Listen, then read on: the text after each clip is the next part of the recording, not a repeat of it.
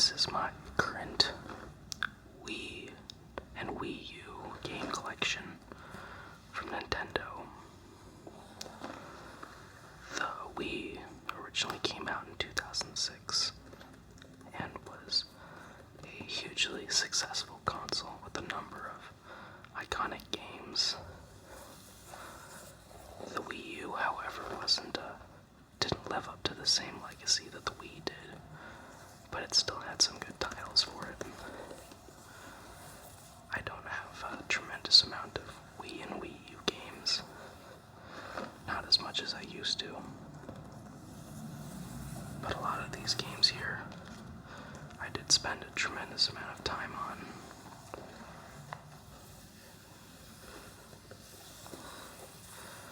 There's a couple of games here that I obtained right before I moved to Chicago and never really made time for, but some of these occupied a lot of my time back in high school, or upon their release for sure. So, let's take a look at some of these games here. Kind of circulate them as we move in and out. But first I wanted to show you some of the games that are a little looser here. This is Super Mario, New Super Mario Bros. Wii. It came in a little case because this little lone CD here actually came with the Wii that we got back in the day. We had one Wii and it kind of broke down on us, so we got a second Wii and it had this game that came with it. But of course, by the time we got that, we had already gotten this game here in its regular case. So now we have a copy of each, just in case one of them breaks down on me. But it's a very fun game, very in a similar vein of classic Mario. It's 4-player with Mario, Luigi, and a couple of Toads.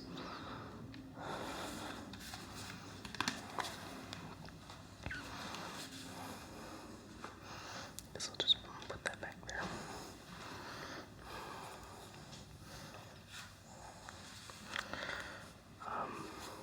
Another loose game that I have here is Link's Crossbow Training. This game was one that put a lot of emphasis into the Wiimote's sensory capabilities and first-person shooter. This was actually a very fun game, but kind of repetitive. Not much to it, but it's very in line with the graphics of Twilight Princess. And yeah, it came out shortly after there as well.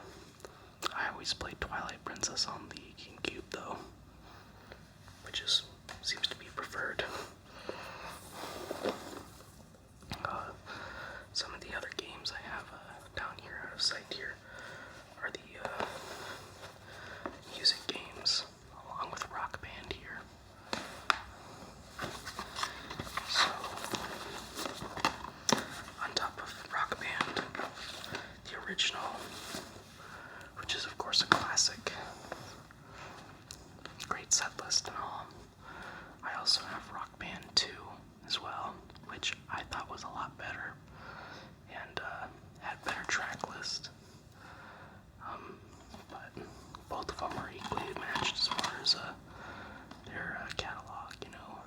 Blue Oyster Cult, AC/DC, AFI, Avenged Sevenfold, The Police, Queens of the Stone Age, Radiohead, Guns N' Roses, Grateful Dead, Megadeth, Metallica, David Bowie, Foo Fighters, Red Hot Chili Peppers, Smashing Pumpkins, Talking Heads, lots of classic stuff. And on top of these, I also have the Rock Band Track Pack Volume 1, which just came with a bunch of extra songs to play. I always preferred the Guitar Hero series over the Rock Band series, but they had some signature games like AC/DC Live, which consisted primarily of AC/DC tracks. I think AC/DC songs are actually quite easy to play. They just have some real blistering solos in there, but probably a lot of fun to play with the whole band in a live setting. There is one Guitar Hero game that I do have for the Wii, actually. Ironically, because all the Guitar Hero games I have are mostly for the PlayStation 2. But I also have Guitar Hero Metallica, which may actually be the Guitar Hero that I played the most of, even more than Guitar Hero 3.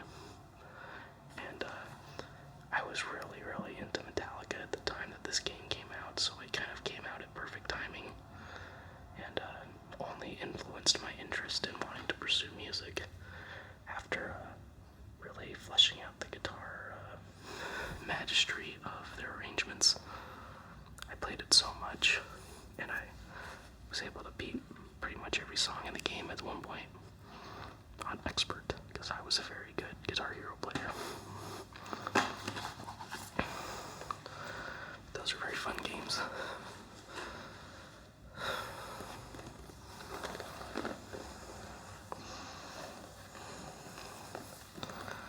Some of these games, like this one here, I never really played much of. It's called Mad World. It's a gift from a friend, but the art style in it is really cool. It's like a neo-noir, black and white, where all the violent essence comes from the color red, like blood and things of interest that are particularly gruesome, cool style. But didn't really play that much of it. I also didn't play much of this game either, Sonic and the Black Knight. The Sonic games always were kind of fell behind compared to Mario. Some of the early ones were really good, but the later ones were just a little too out there, too not my style. Mario had a very unique aesthetic, and this one just tried to be cool, you know? But Sega does know how to make good quality games as well.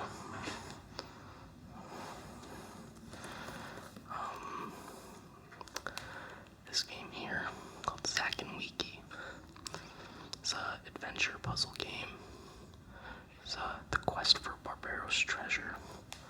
I used to watch my little brother play this game a lot. It was fun, but it's kind of simple, nothing particularly unique, definitely aimed more at kids. Kind of in the style of anime, but with a similar animation style to Wind Waker. About a boy and a monkey.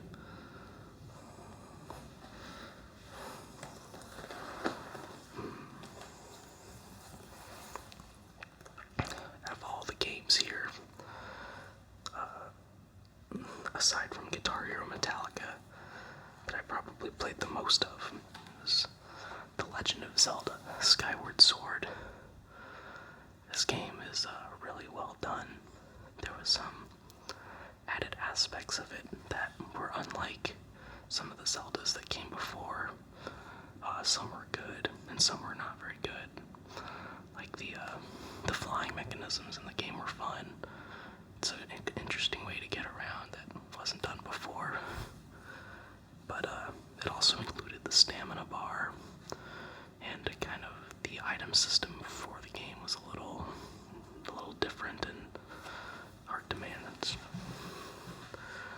But it has some great music in it.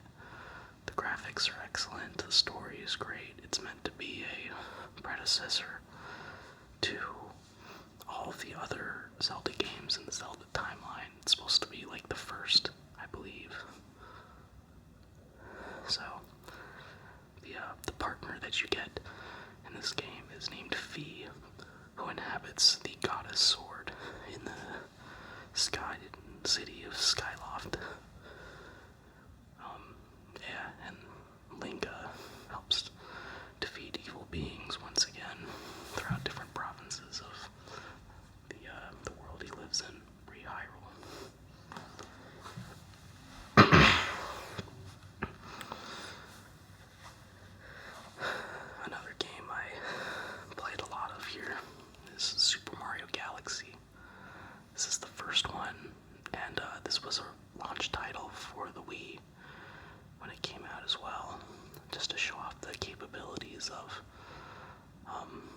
these like motion sensors, and it is one of the best Mario games for sure.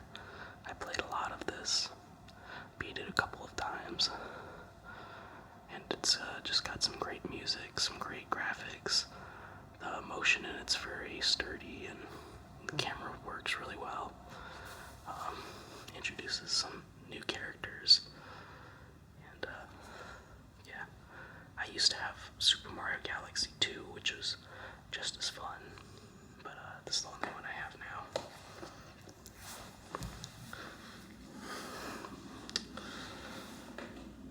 This game right here is Resident Evil 4. This is the Wii edition.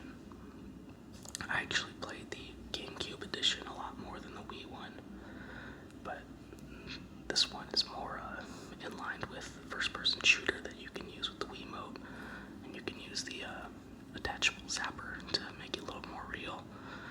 But I just like the GameCube controls a little better.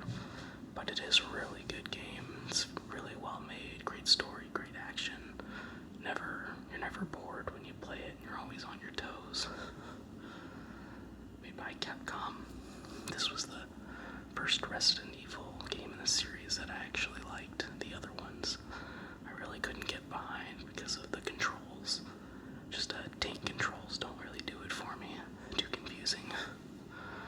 But this one is the first one that was more of a first-person shooter, and all the other Resident Evil games followed in that pattern.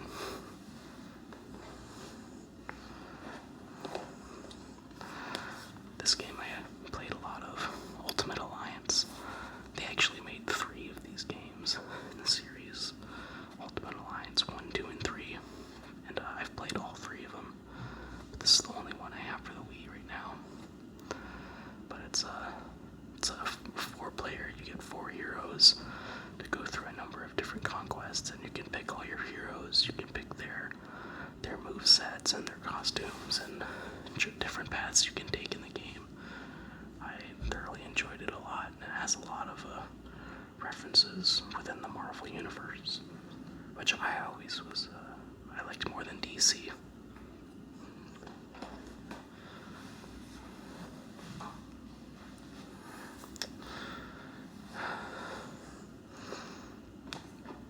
We have Wii Sports Resort, and on top of that we also have Wii Play. The Wii Sports originally came with the Wii upon release, and we all know, of course, how great Wii Sports is. And these games kind of cashed into the same mechanics, where you use your motion sensors and your custom Mii characters to do different activities. Wii Play was a little bit more mini-game oriented, things that were simpler, while Wii Sports Resort was actually more like sports that you would see on an island, stuff that was a little bit more developed and competitive. Stuff like bike riding and sailing and flying planes and basketball, archery. And then Wii Play is more like ping pong and pool and just kind of some silly stuff in there. But both of them were really fun at the time, but they still don't hold up the same legacy that Wii Sports did.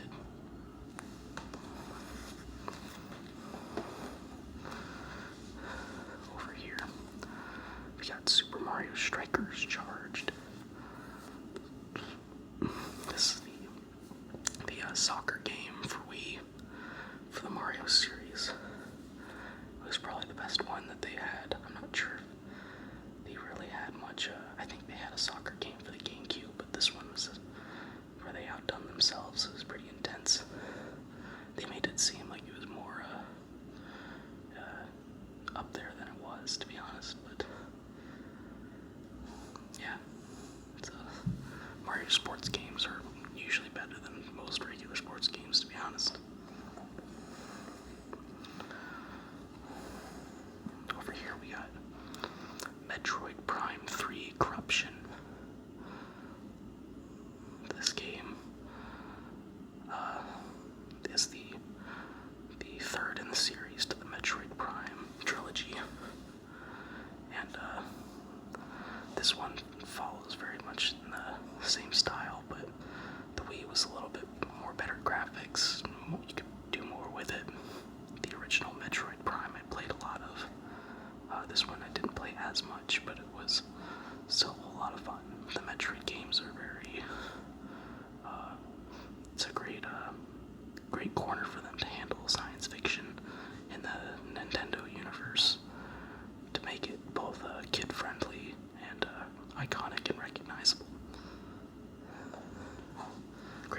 music and great sound effects as well. I think the last Wii game we have here is Donkey Kong Country Returns. And of course the Donkey Kong Country series is always really good. It's kind of similar to Super Mario Bros. You know, it's a side-scroller. You get power-ups and kind of little puzzles along the way. You got bosses. Pretty standard stuff. But with the classic duo of DK and Diddy Kong.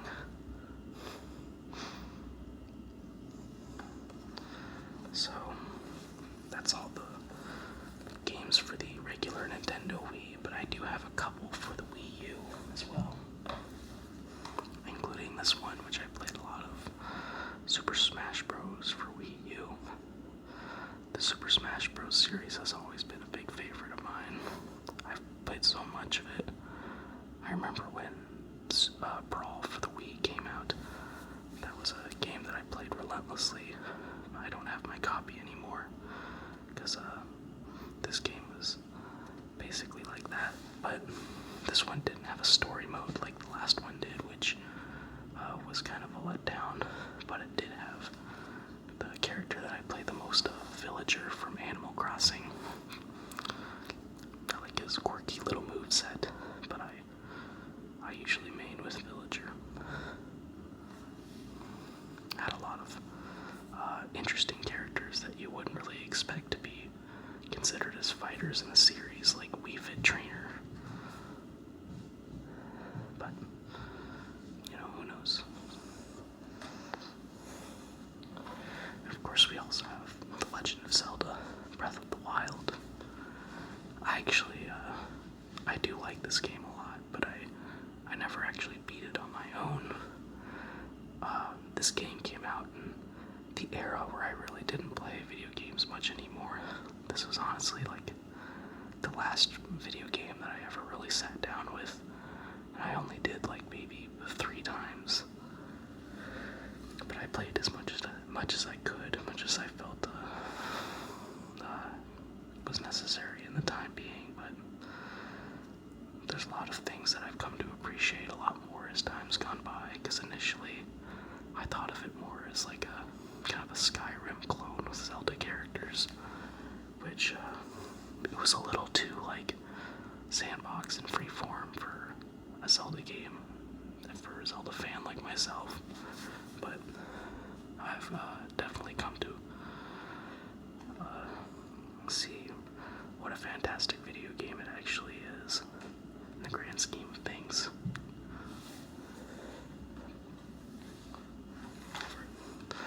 Here we have Pikmin 3, the 3rd game in the Pikmin series, and I love the Pikmin games. They've always been a whole lot of fun, and very cute and quirky and interesting level designs. It was a big step in in the world of game development when they were able to develop AI for a bunch of individual tiny creatures in Pikmin, as you control like up to 100 different Pikmin at a time, you know, and they all have minds of their own, and they finally got it right with the original Pikmin. And Pikmin 3, with that sort of technology, they were really able to create some really well-developed worlds. They have the 3 Pikmin from the original game, red, blue, and yellow. But this one also includes winged Pikmin, which were pink, and rock Pikmin, which are strong and solid. And it has 3 different astronauts that you play as too as well.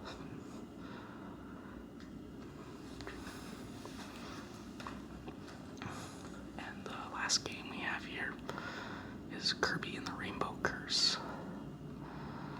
This is a Kirby game, kind of with more of a claymation aesthetic here.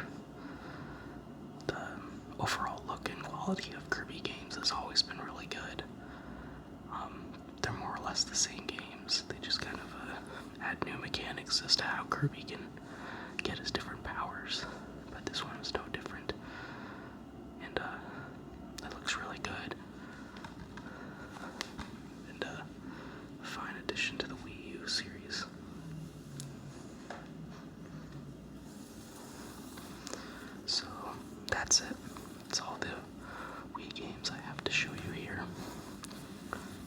definitely had a lot of games come and go throughout my life, and this just happens to be all the ones that are still in my possession, because I've never really gone out of my way to buy them a whole lot.